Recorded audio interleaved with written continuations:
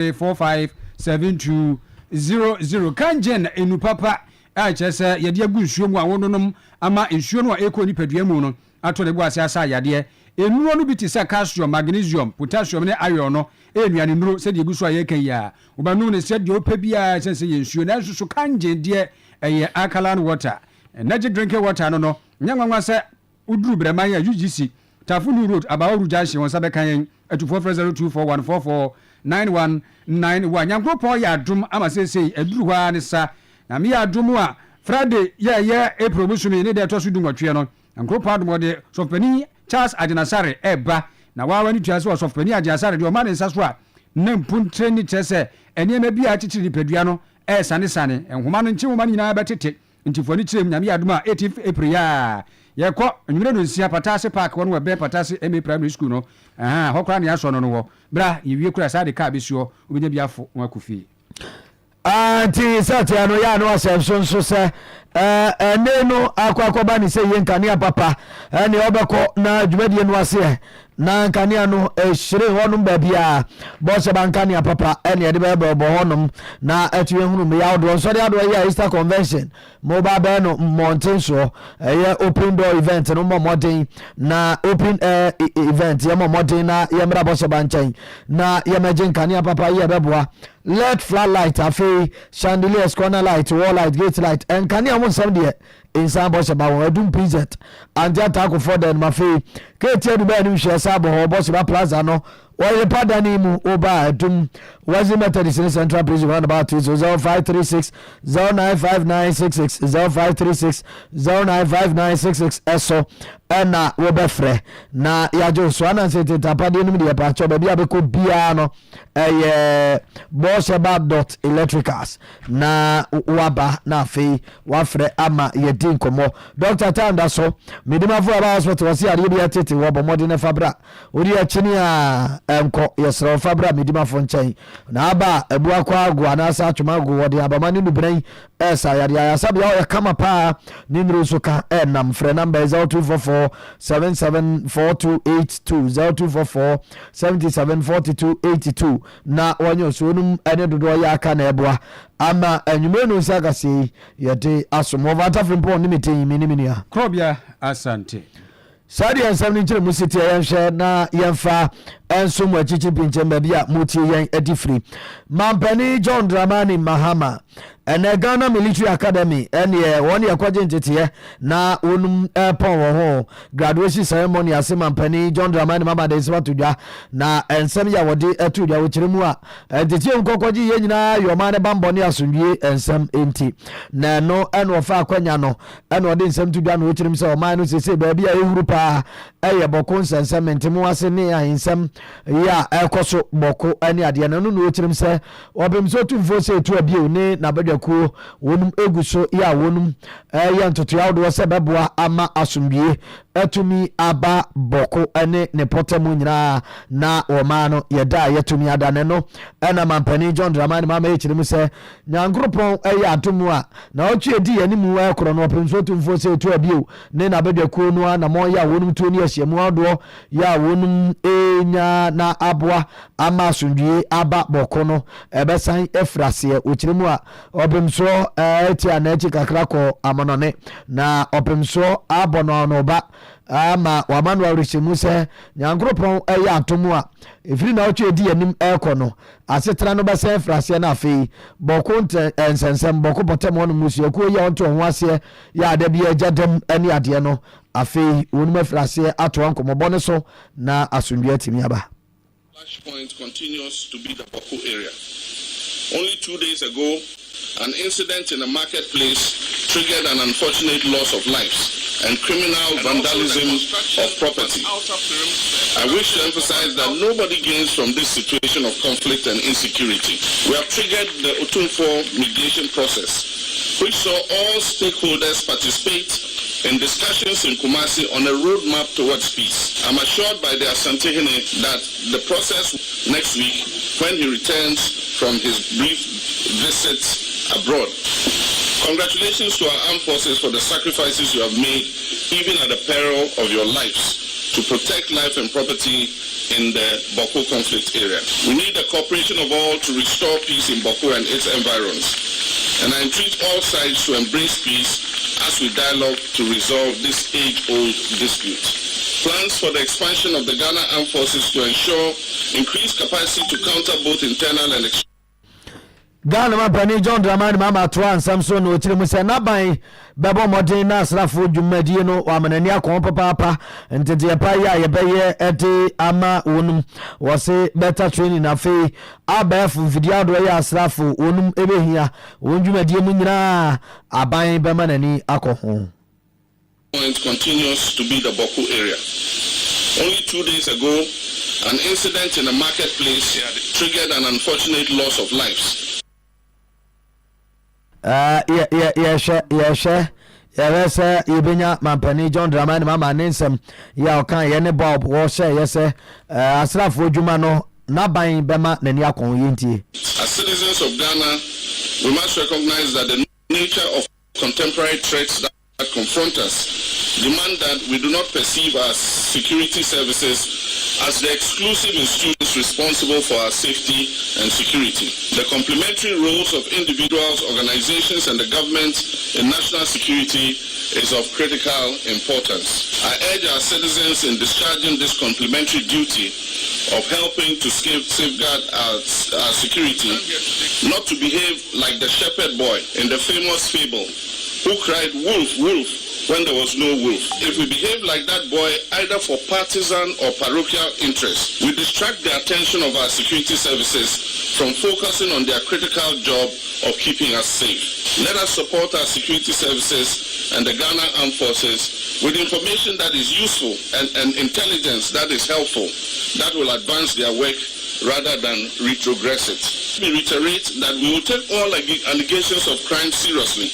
and trigger our security service investigative machinery to go after criminals no matter who they are. But let me state emphatically also that we do not have the resources and time to engage in any game of smoke and mirrors. In my previous term, during this period, we supervised the acquisition of air, land, and sea assets to equip the armed forces to fulfill their mandate of keeping our nation safe. Distinguished guests, ladies and gentlemen, in resetting our nation to build the Ghana we want, my government will aggressively pursue the ideas of operational and combat readiness of the Ghana Armed Forces. We will resource the Ghana Armed Forces. This means better equipment, including more simulators, advanced training, and the ability to mobilize swiftly in times of need. And Ghana has deployed 23.3% female for staff officers and military observers in excess of the UN target of 14.21%. Apart from helping to maintain global peace and security, the exposure of the Ghana Armed Forces and its troops to the negative effects of war and undemocratic change in government has been of benefit to national development. It is therefore in order that the Ghana Armed Forces continues to maintain its support for the Constitution and the state and the maintenance of our democratic system of government, even in the face of coup d'etats across our sub-region. Ghana Mapani John Dramani Mama Nena Yati.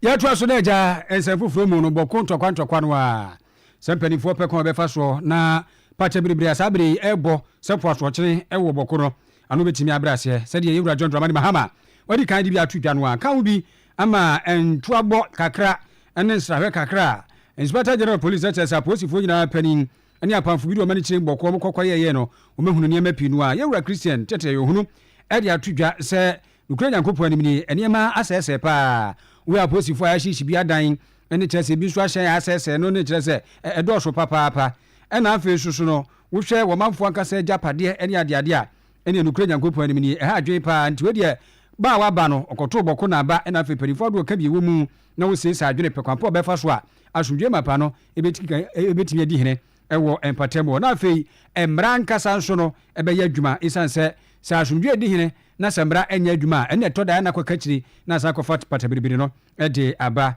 yewura tete yohunu ekire se ade biada ya posifo yeye ekofa hwerehwere ebekura nkofo patem ho no womanfo emfanche na omotra asomdwem na afi nsusu na aposifo nya asomdwe enya adwuma sanse mprepre na aposifo dodo no asuro omo mpese omo bayo adwuma mpo sese fata. Come here as your son looking for peace in Bawku. We thank you for doing a lot to make sure that we have peace that enable us to enter Bawku today. The Royal Highness. What we say is that where we have gone wrong, please forgive us. We want the people of Bawku to forgive us because of the discharging of our duties where we have gone wrong. We assure you that we make sure that we provide the men and women to work over here that will be neutral. And where you feel that some of our men and women have a problem in the course of their discharge and you want to discuss with us, we are ready to listen to you. Security services, both police, military, and all other security services have enjoyed the smoothness of their services from children, sons, and daughters coming from Bawku. They are people, we feel proud of them when they are serving with us. In the course of discharge of our duty, we have always spoken to our men that they should be extremely neutral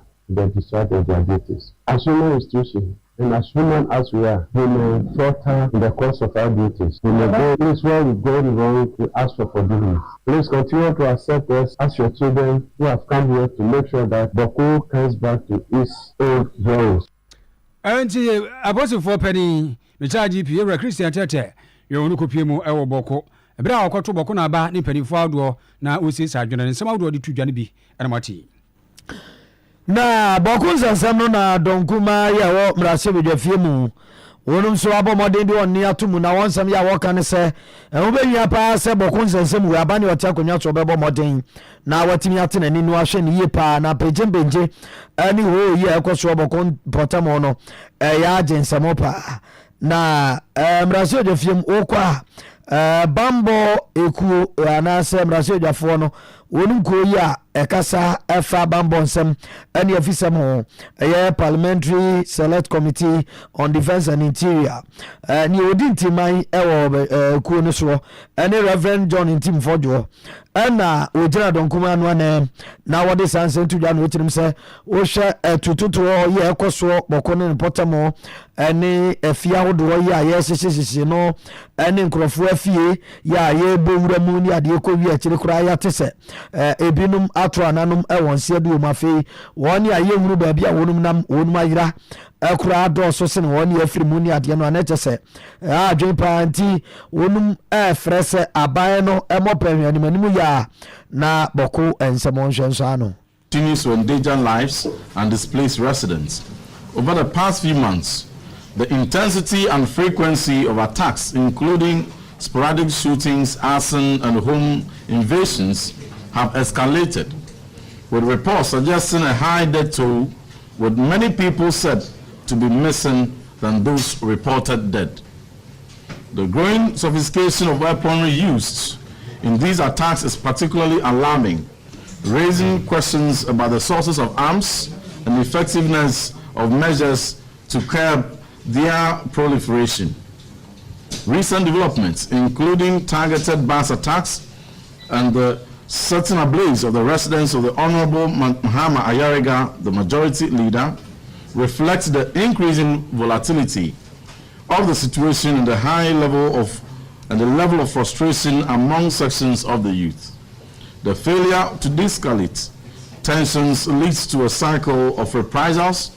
which, if unchecked, will further entrench insecurity in the area. As a strategic border town, Bawku's instability poses a wider national and regional security risk. Na Bawku no ni odinti ma woso na bedi akire deputy ranking member the Defense and Interior Committee no Oronyafo Kofi Amankwa no so nkra de nsem bi hwehwe ne so boa pa e Bawku nsem ye wane sai wose wate se procedure ko pani ya woda wonma no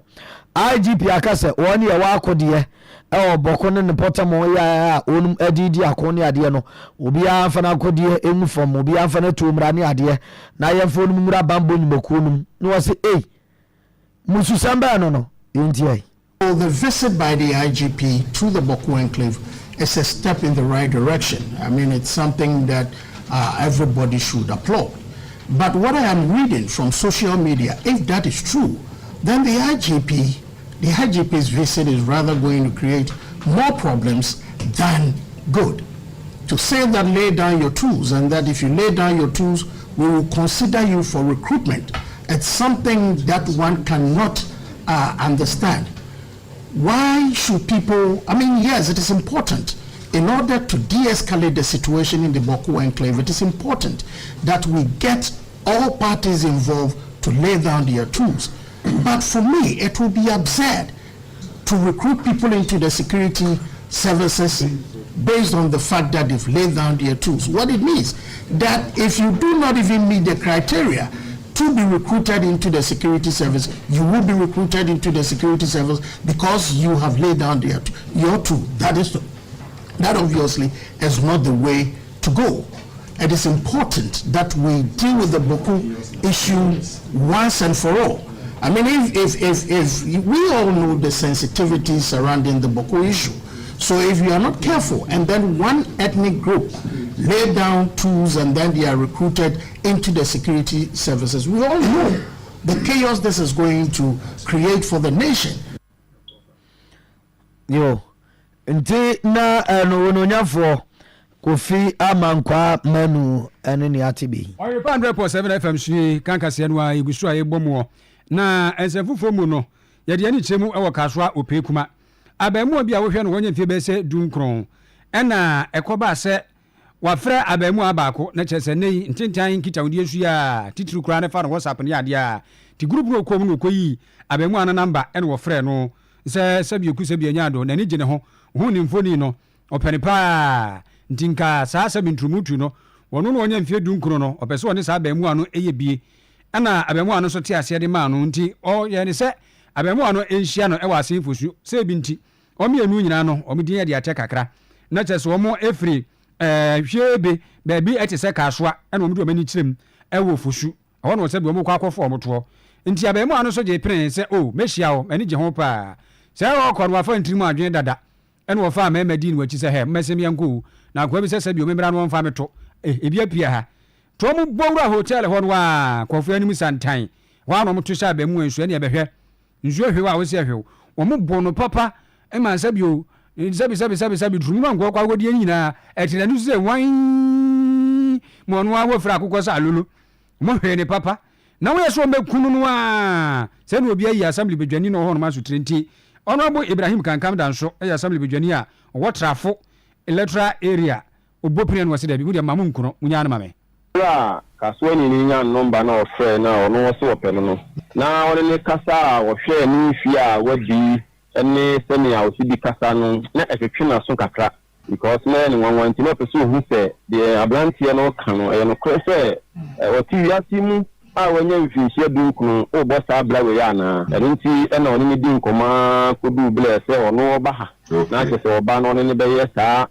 nkwasi agoro no sabi anu na nam so a oba ya ablantie no so ni na fofo hye ho a ma omutumi eche na me su me be mo nya kakla nsi de ebo asi ebo nya ye kula nti omoche no me mpokro omoche no Roman Junction hon na obedu ye no ni Parliament election so omla and the hon do to so mu ye ni bipanti guy ba ko o hede de ade ne kona na ni ede nti eja o peso de ni wura pekuru bi no ye ya no de ne ba ye ne ebro ni so ye hon na sin so benya tunju akan so hon kram po ba ne so kula no je ka crash ye no ho and atam do to sisi na ju be 12 mu ho na issue no ye ti me meto ye ni mbona ye I think say ahomachi 540 na me nya information me call nti me call hon na me say there be no be am money you because any pan first thing na ni say mo chi na waka no kre say no ye mo hwe ni phone so videos ni ade che so ye nyina wo so no de nka street na say police station na mo de dey mo de no echo but ma bu no say no aye mele ntimi che say ni sakra wo no ho wo so ina mi anso na esanso ye me mobo ye ja mi gina mu ma ne pa cho ma omo ane ja omo ja ne bro a me ma ne ma me number na me free ni ma me ne kasa ise endra no pie na nyimre ma jabatan oye de ane yo twense ne baba bi ko nim ko se na ne ba no eye afrika ma so sa do family do ahene ni ma wo ma afi o frene so a on fa ne ko wa frena nti ko wa wonya ya opeki ya besa homachi 2 to 3 mu ai ka chen se na oba akoye ewo eye ekrobi se so a hema ma me no kana dwono wanda ma abechi ye na ya ba ta tifia ni afro se wo ba na sabio wo free cars wa hwa tiasimu e wa sen fo su sabio wo kwawe obi trum so ehunu ene ya che ne ya bo no botro pa na sutro ye ma wo sa hwim ntumu jaranga be dai aha nti na cheze no next time anti wani so a ebeti wani so yada so wo kaso ne potamo ne say kaso akwele ni aba abegyina yi kaso akwele magistrate court ya her worship ani adobo tena dwomu ene ya de langa from yenu bi ekokopie no anim Richard Kwavi ya wadi mfirisi aduasa na ina Samuel Ochre ya onso wadi mfirisi aduasa mienu amane bo kire mu a obene mboso ne da na toso aduonu num 25th March ana nipa mienu langa from mienu akoto so owura bia ne din ni Elliot nti amwa henkura ya aja o hwe obi asase so ama no potem wonum eso ene na enya agro na no den pa ne no ene mu ma enya agro pa do aposifo enya asa langa afo mienu yi achiri wonum nene ena wonum court eye kaso akpele magistrate court onum ena kodboni prosecutor ASP Sylvester Abozudo wode nsem to biasere court se adawroma magistrate court no emremu no oni ahode ni tumi se asemu a emu odu ti sei se sobo ade bo wenum se onum ekura akonde magistrate court no etimi tena so nti wosresa adawro ma momoden na yemfa nko high court ne no na aka obi ama court no etu aseni enu aseda wode asebosu de toso aduonu enan na bra court sorry ye osi giraye no na ase otu eseda no owura nti amwa ahinkra ya langard fo mienu di akode ekọ ne so odamojam ni nikese no nyina fo moja setam asemuni wani yenu ana na ansa bon komo yuntie no tinimu die he ene wo se den yesom no esan se okoye DVL license or DVL na nya problem a ekwa na yenso nim se yaton sase ewo fanko na yodupon ho eni ti se problem bi wasase ho a nka na yodupon na frɛ no nka nya na ya to pe na be frɛ ko en police a the very documents a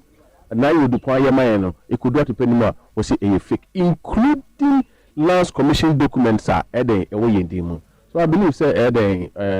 otufo odawroma wotia odihye maniwu eden ewo quantum but modern na eden efre unia eden nya empa bibi eden ebitim dia sunjia ba and I'm here for kaso am be na na want nka biem because my life is in danger truly my life is in danger te be na me kasa but say me mpu na me so me mpa ebo ne say kaso am so dey sorry na fa hu die dey emla we insase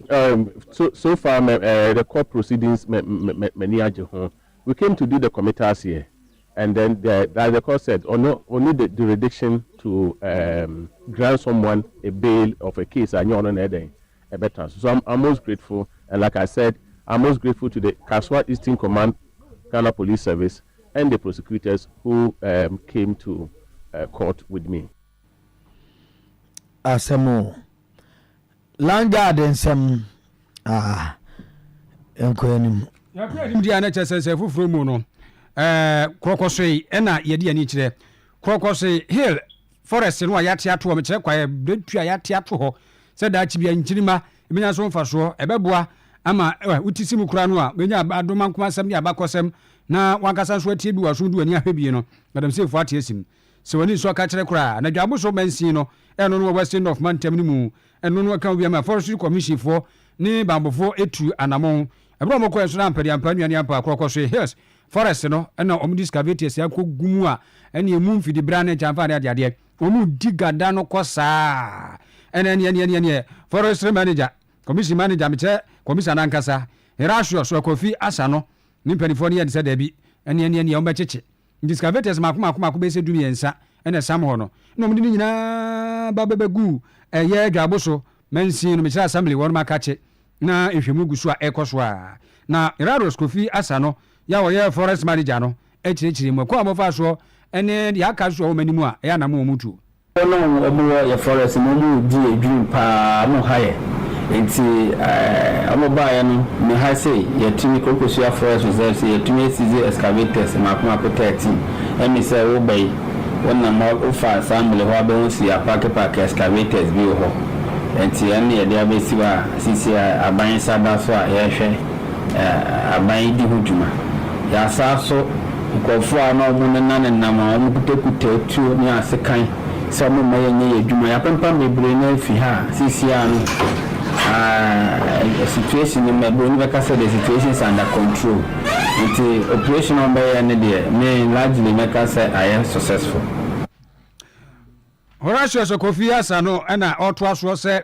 ise na soja fo ya waso mo ba ho bebo ba no hia pa no gusu ampo ya wo mo frefrese dodo no a meka ho no mo pe kwampo be fa so bebo forest no kire kwai no ho ban na o ma fo so opatemu no amua esu ti bibia ka bibi de ubeti bia no impanifo sutre cha na first ne ye adwuma fine copy say ni gagam say foi edio mo baji ma mo kofo ankofo kutekuta tuo nsekan intine do time na adwuma na ya bia ma yenko a ti aso afo be kan ye hu die ama ayese ya ho de asa abasura sisi ade me sure bo say galansi fo ne de anya de a ye mo kwan kwa no ma ban ye kwaye na ye nananum bi ato ama ye hia emwa amanfo am tempotem no ommo aye because normally to be a yakopam galamsi fo yi pa ye a ye kobo kwaye no ban no na ayese ye mpo na omafo ye trimka ti ye be stress communities na galamsi communities no ommo ngina forest commission echi Horatio Kofi Asano ni nsem no afei yankwanhia mu nsam na yede yeba na areho amane boy ya yensa kra kan chirimu ese Bawku afirim ama ofoforo kra nso de yese ne nan emu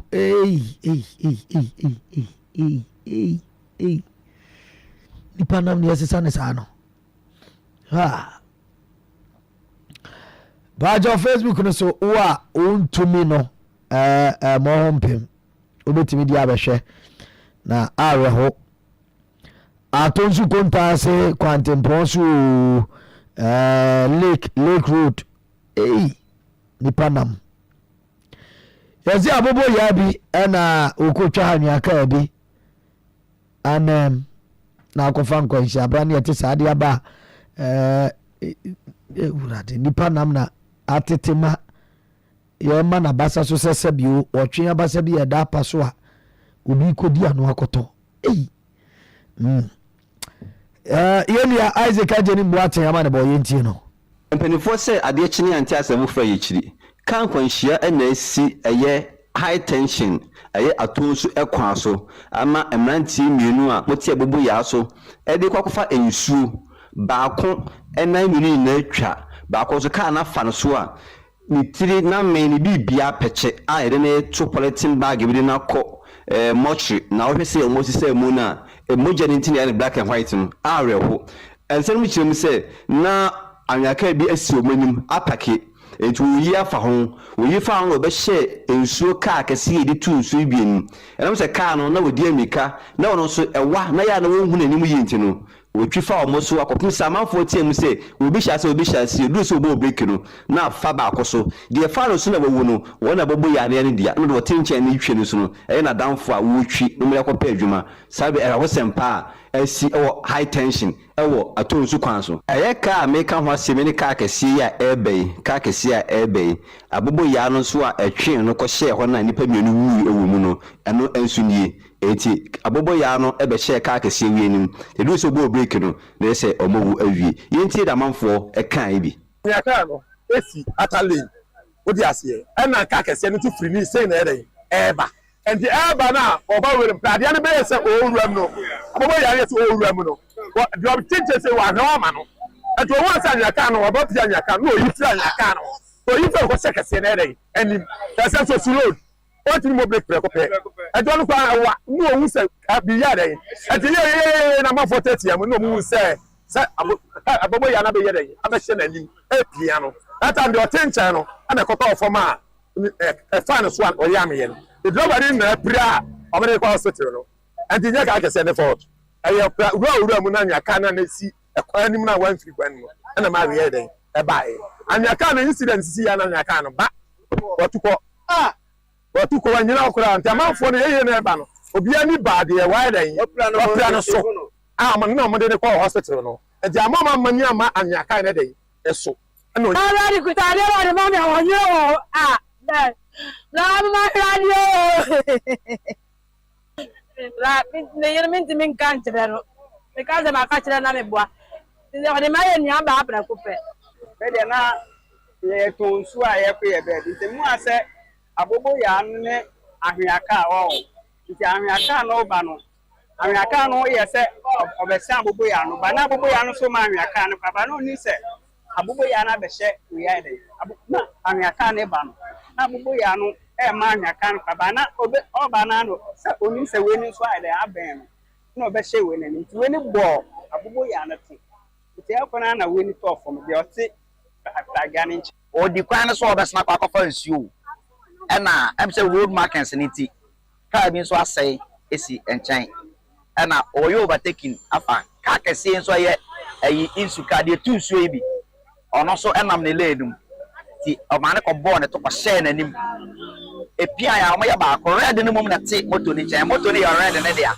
na ona kasa no oni moto ni twi papa na ni nua emum na etwi ni nua no ye rider on the utwi moto na kasa afi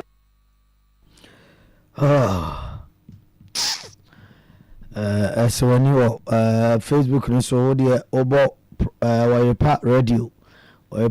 Facebook no so high tension the just say so yeah say so just audio o me contact baby ofra tonsu ana o so tra say so say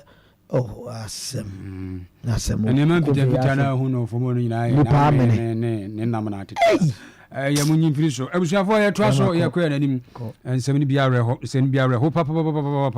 Oyerepa 100.7 FM na ni nyina mu no ekuo bi ya ensha base ye from OR Foundation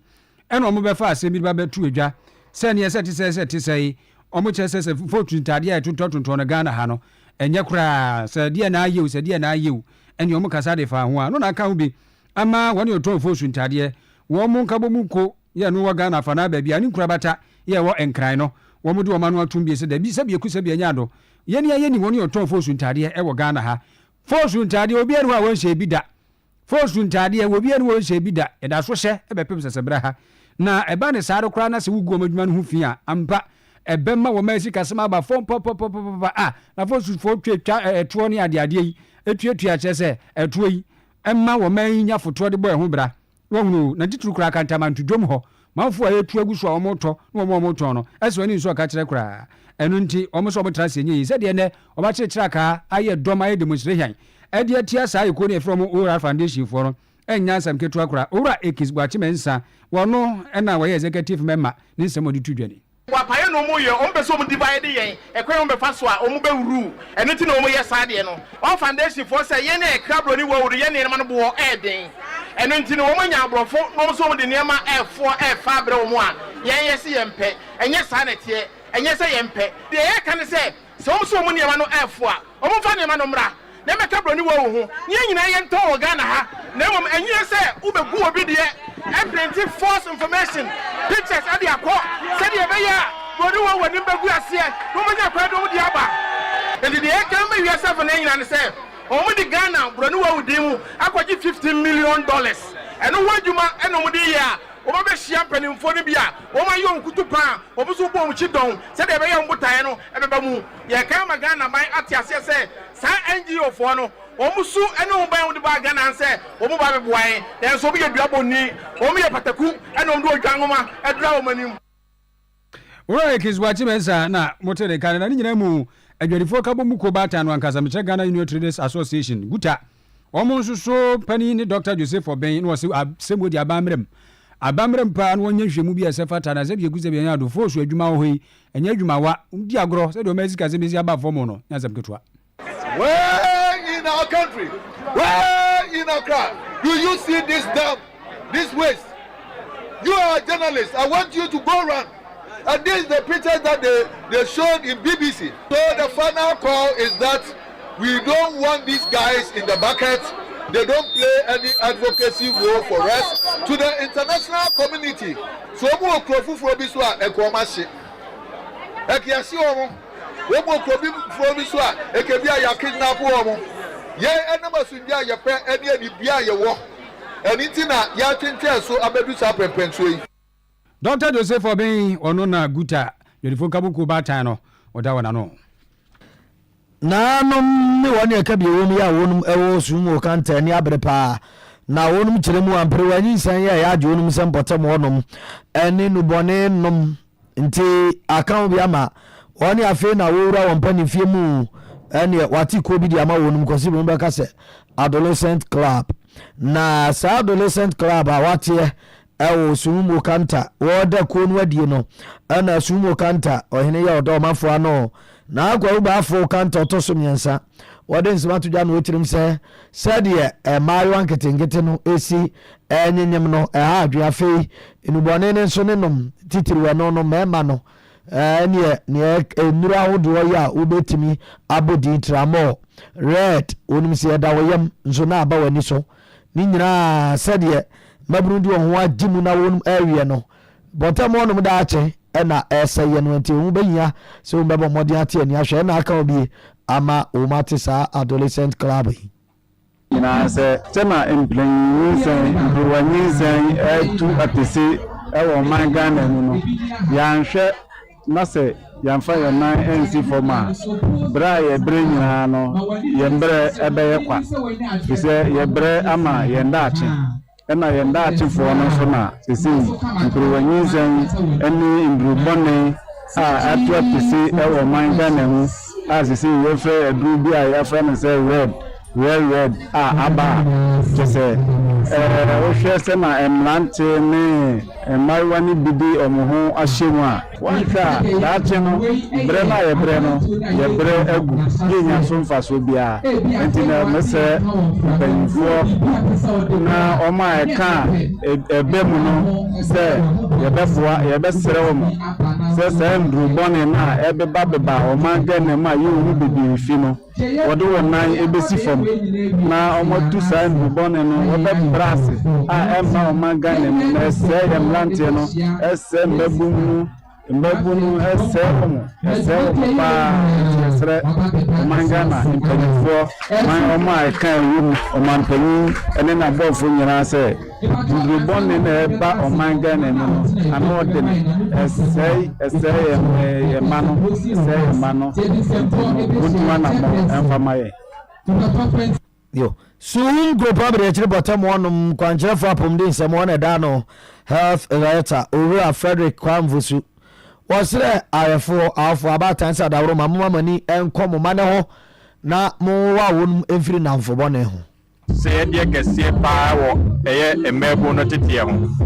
ya hye no so se ne no enia mpenwanyi se na tuatese afi no no bone enia no so so tuatese pa enti no se awofo no etimi atete wo mama no ewo efia ensuso aso bone kese ne de be ma awofo eye emebo no ebi se and then Mubonia says bi ne red na abano enya etinya pa wo adwene no so ewo eye emebo no so enti no awofo no ewo pie se ne be ya mebo no da achemis ebe kra bebe na ama onso so watimi abaye te say ya yati ayi na adolescent club ya na nanomati sumu kanta no eye krupa bi de kira bedwako assembly afi nananom promoting enkrabata ye wo potem wonum ena kuo bi afro Mavic Global Foundation ena akabo mu ate ena no na kuo afro Mavic Global Foundation ni okasa ede ema wonum ko Sami Bonzi onzo kakra ya wode to dwa yintie ba ko a ema nkwala ni bi to school mu ni ade apart from books no na asefo no ade friend sanitary pad. And you say if you go to me as supporting among other things with sanitary pad, I encourage them on my school corner I am there because you wouldn't say sanitary if you or baby do sa bosume na also good in sana otu fa no nkusu amani bi enam skaka to odi ba bo amu tumi di ato sa ne ma no efa ho eni omo ye egro agrobia ehun hia enti ehun ni say Mavic Global Foundation so you to be bo mo sa kwa we so among other things training them, teaching them and letting them understand their purpose for life sani amani amanu ye betimi abre amwase yo nti na eku a yefrɛ wonum Mavic Global Foundation kasamafo Oyako Bonti ne aniati ɛna no da nkɔmɔ a sese kunkɔ Ghana ha yedi Honorable John Ntimfodwo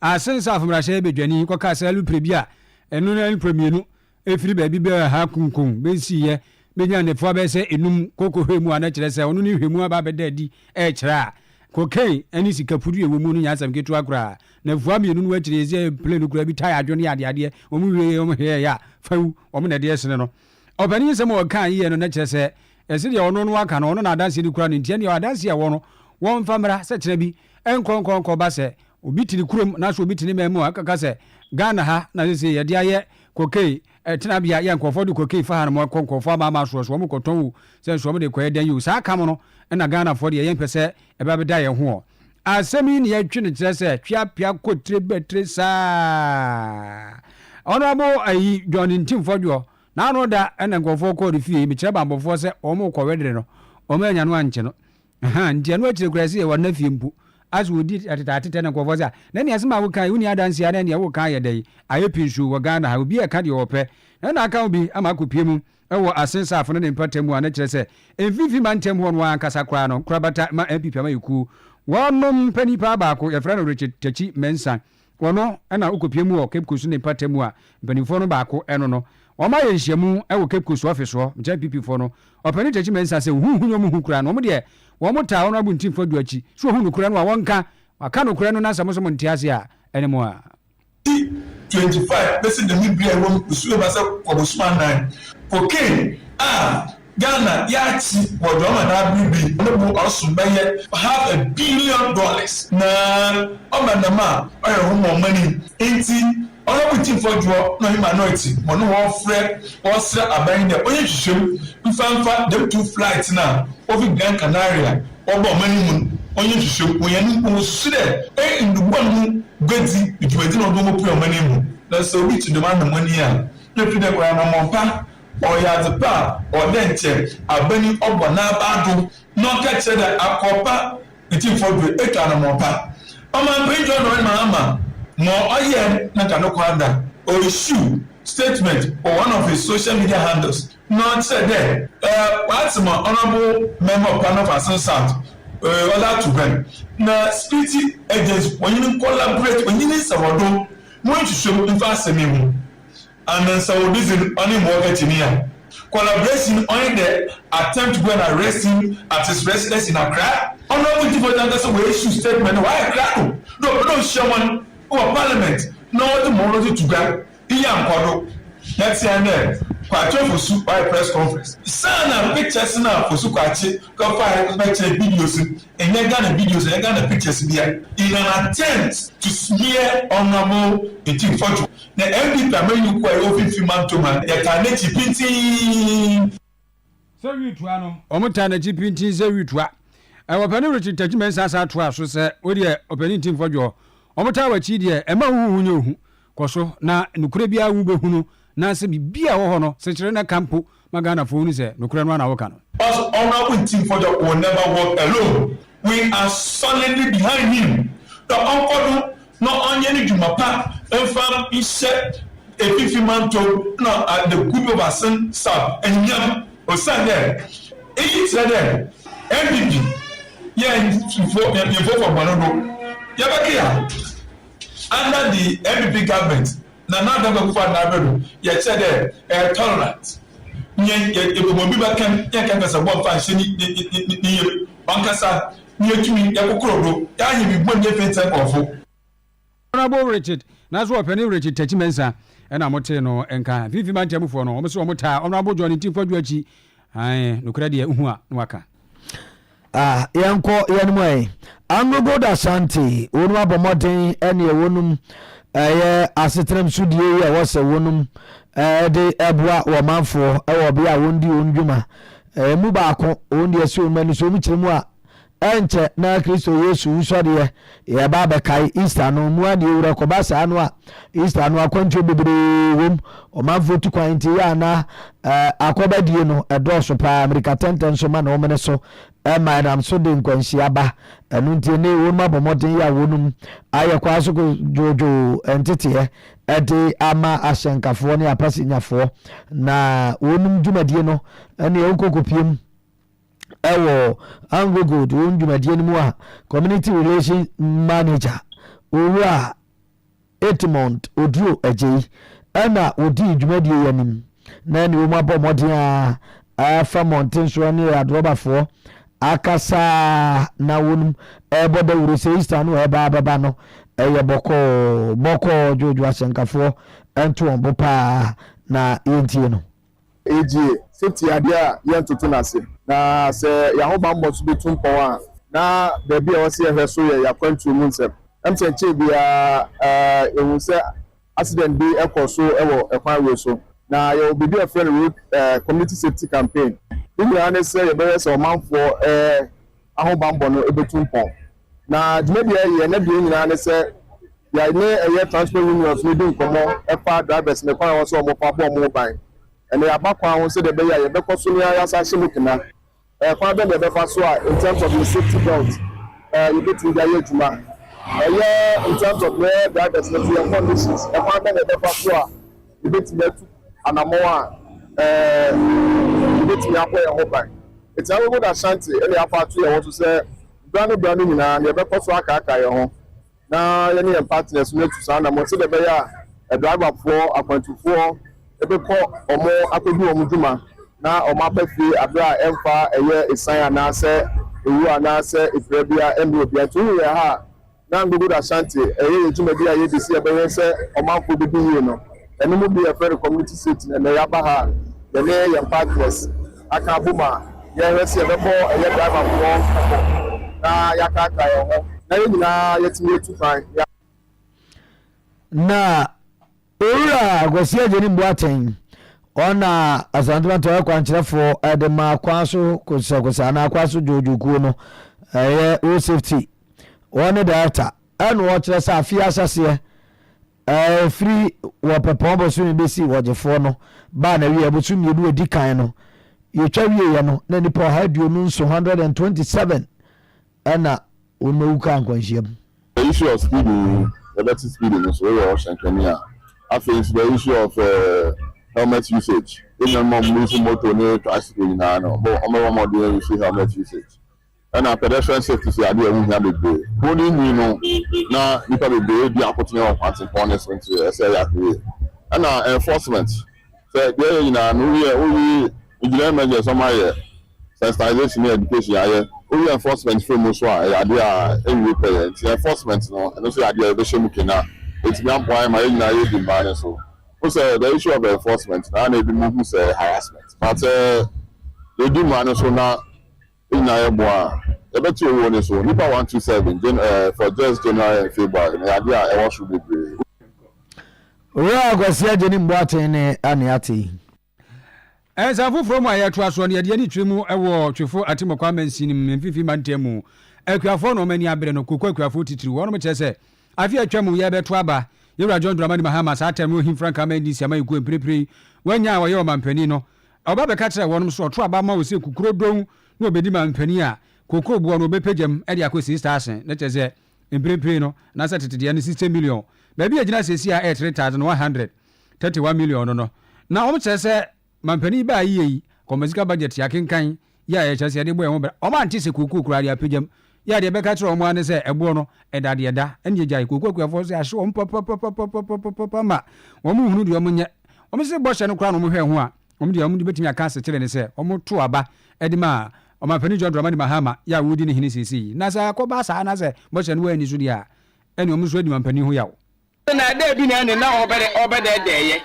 na da pa emre obeka je se oba to de sa ma ye na ma ye ni jim ne ma ye de alohyem to aba sa de ye de ema no di sene obegina ha beka kire ye se koko no 31 ne ye de ye ne nya adwene nti ye twen no wodi ye price be ye de ebe maye aye nada na mahama na che se order dan ye fi se me nam he mi twi float a nanti free ha kwa nyina se esan se wa hye ye bo se obe maye 60 million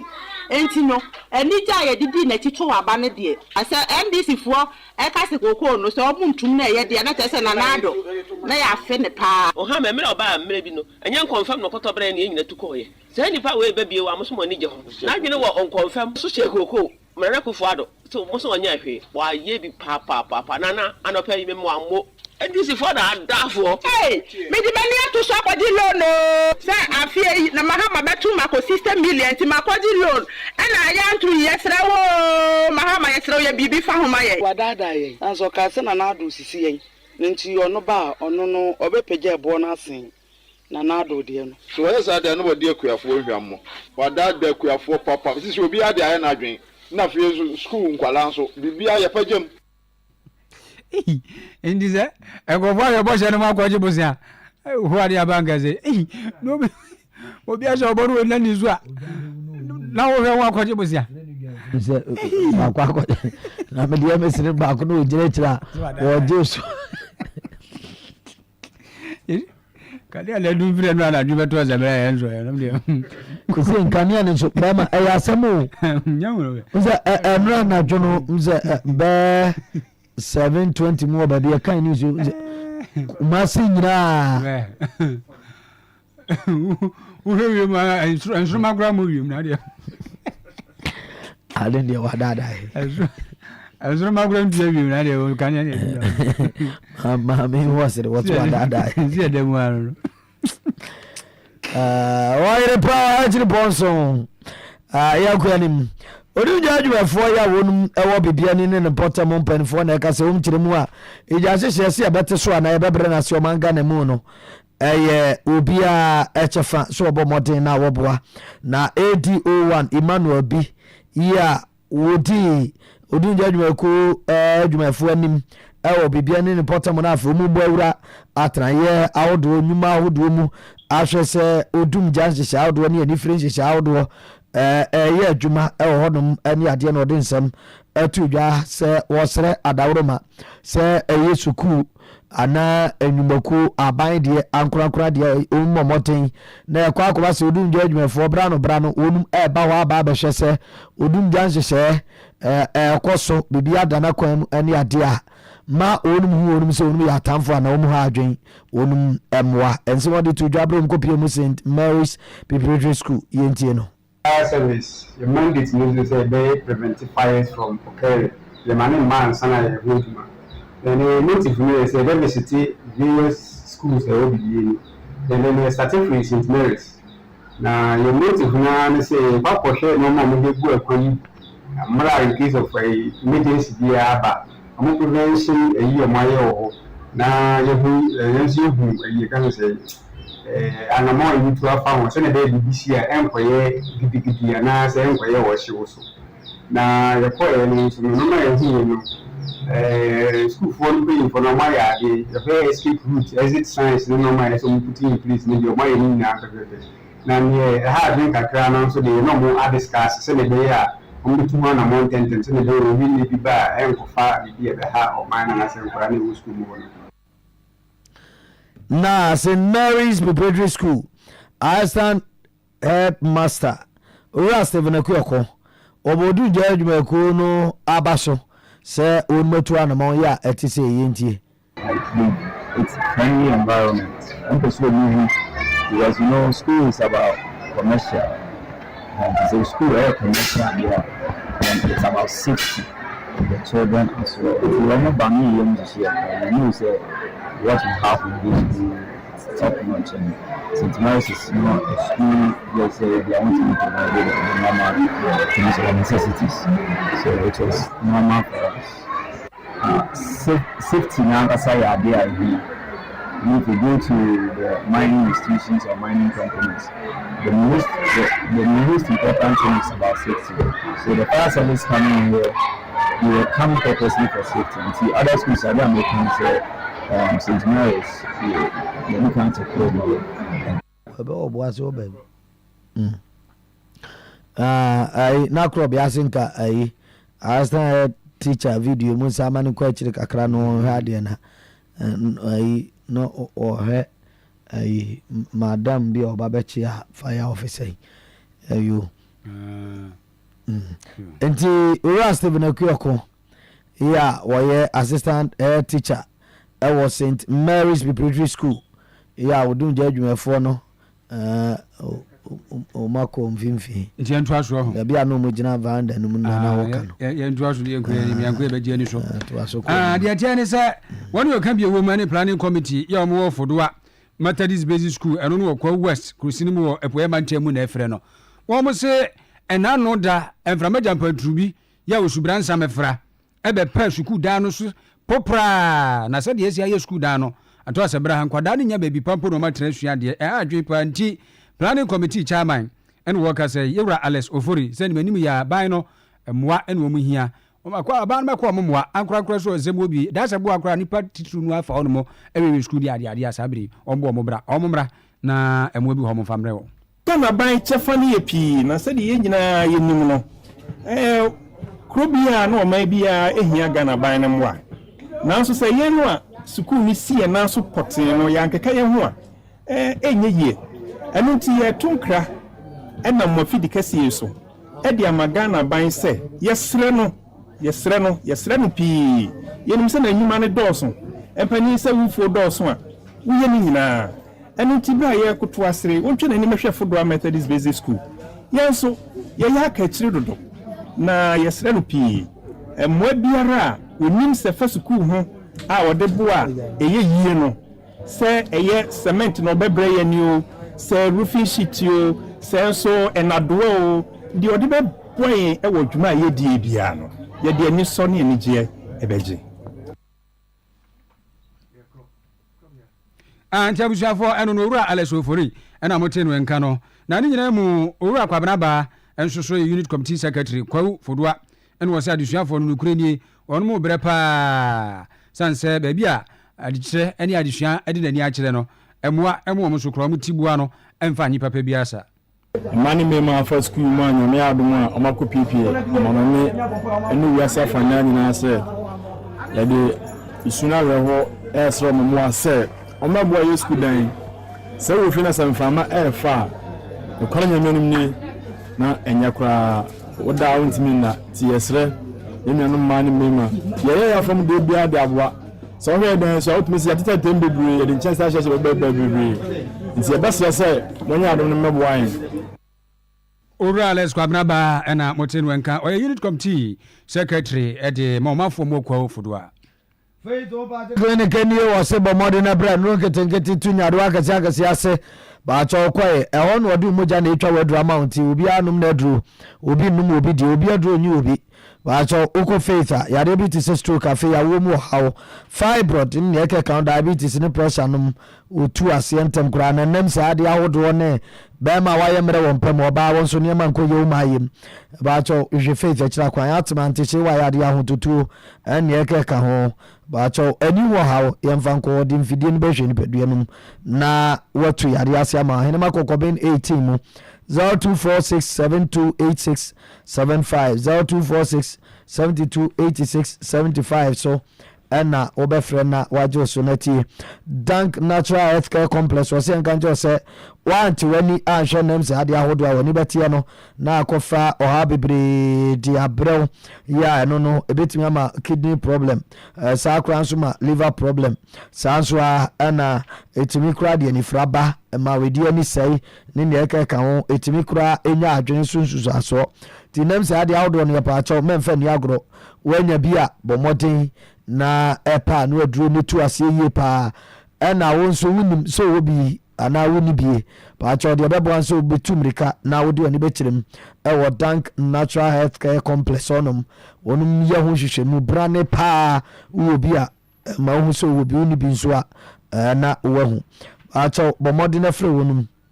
0244 017556 017556 umachira kwan umu opechi number 2 tumirika ko na Dank for onum emwa nem sa ya dia hudu bia ye di nya umu enhwe na onka won sema usisi ya chepe no chepe udwonku siatika no ntose better GPC capsules ene ne mesha adaroma pebinu wate na muwa nipa hia hode dia yadwuma enu ntipa sa wonam twetwe ya po adwuma kwabra ne de ho kakete asa ya no musibam no better GPC capsules ene ne mesha wodi yakwa wosi aduro no papa so fa to no bo asia bompa ye gusuo no ubisa se aduro ba se better GPC capsules na se ne mesha mu bia beto no bebo papa eyenti ukokolonak sanso ena crisis the answer takrade ni ba bia tutu notice se promise ba ha unsa ebeka bi promise ba ebutu adum boshaba plaza ha 0244 939 193 0244 812 papa so for je so zan se dim gusu america ne de promise ba hanya asam ketu eduro ni nyina ha ne gu ti better GPC ba capsules ne Mr. ne de nya wugibie no de opa bia so de aka won utu akoto makoma bra ye ne yeton papa ndi ama wo ye nungu onche aha wa akra ba be kasam kan gugu hwehwem kama ko na eduro address pa eduro address no ya wote ahwehwem ho fe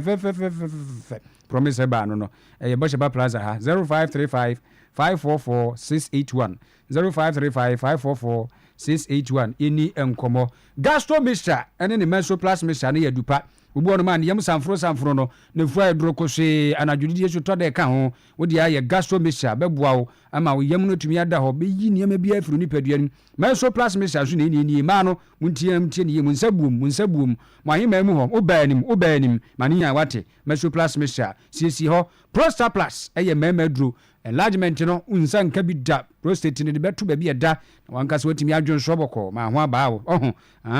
ko ba bi atuntu nru kwaje wode 0248778899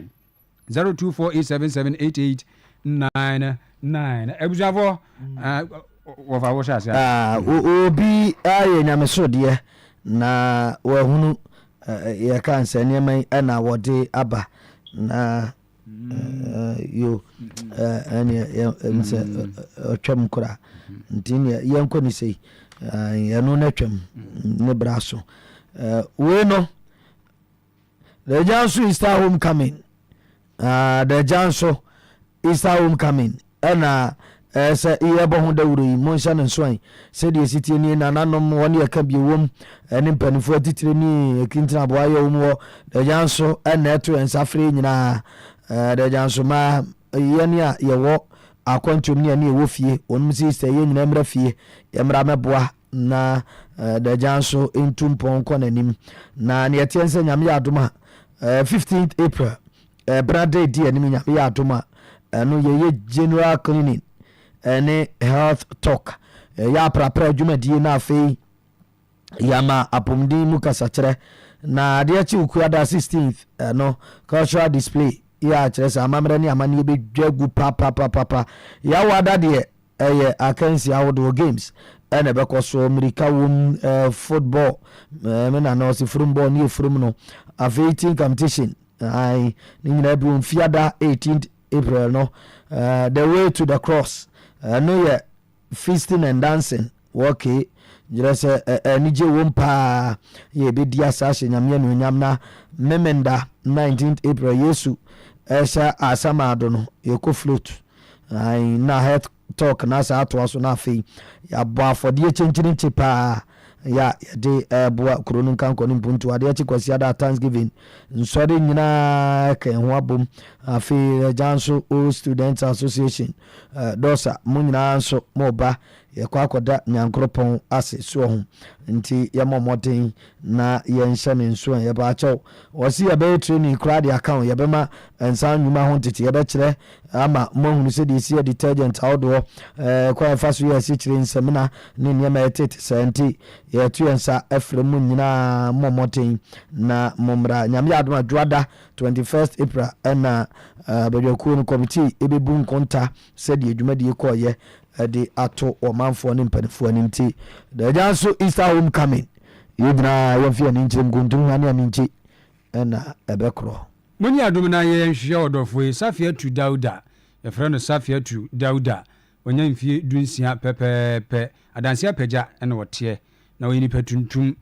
enano da toso enso busumiye mu echese wo hwa anopa be no nso birim ho na Safia tu Dauda firifie se okosku ewo apagya ho a okosku no wa apagya RC Junior High School wono wa nuru school mu ho ono nso a o mafi yɛkyina pɛnoa to asɛbra ha yɛhunu Safia tu Dawuda to wadawroma abaya no ɔnyɛ mfie bɛsɛ du nsia pɛpɛpɛ ɔne atwa no so ɔnyɛ ne bɔne obi de hyia no no mesrɛ fa no ma post station bia ɛbɛwɔ te saa so afa no bra Oyerepa FM ha premises ha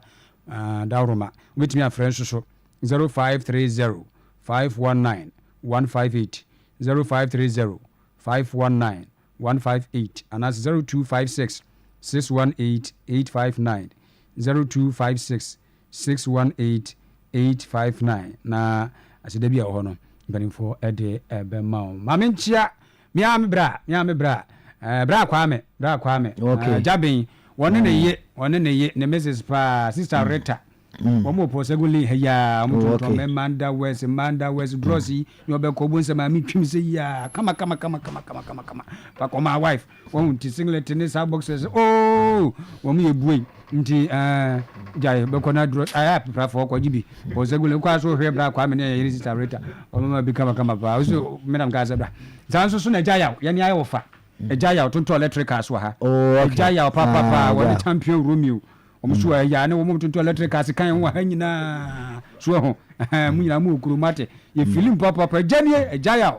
champion ejaya oni Romeo e mo nyina adwo ye so mu tie ania menchia meba Adumba Janet Adumba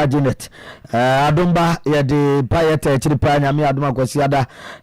enye easy nyame Aduma kwasiada enye easy ampaye bedwa Kaya program no the blood effective worship experience Nyagrokra Awake Christian Ministry ewo appear do nyina kwan so Nyagro Awake aso de ampaya ebedwa anu tufo kukudam ewa asie yenyina epo aso de ya ewia no mienu na ye kwako ye urade aye Nyagrokra wa appear do Awake Christian Ministry do nyina kwan so fu appear do ko do nyina no nti anu tufo de bra obeme Nsha Patrick wasi wa junior ni anu tufo bebe mso mpani prophet Eric Kodua wa asie enyina wa asie ko sori urade nti Adumba Janet nyamenka ho na wa ho boane ho sisi nyina ma Kaya program no urade manu pa ni jane nyekese Philip manager ni inokonom team no so ya chia mo pa yenko na duru fiada sa no de aya na honhom ne de ma me ne ba de ne ba din Emmanuel Odu Korea na sa kasie no na ne abepra ne ba be chinchin video no frumade ma ye na afi oba doki dokas nom so ewo MC awone Jimmy nom ne Sly nom ne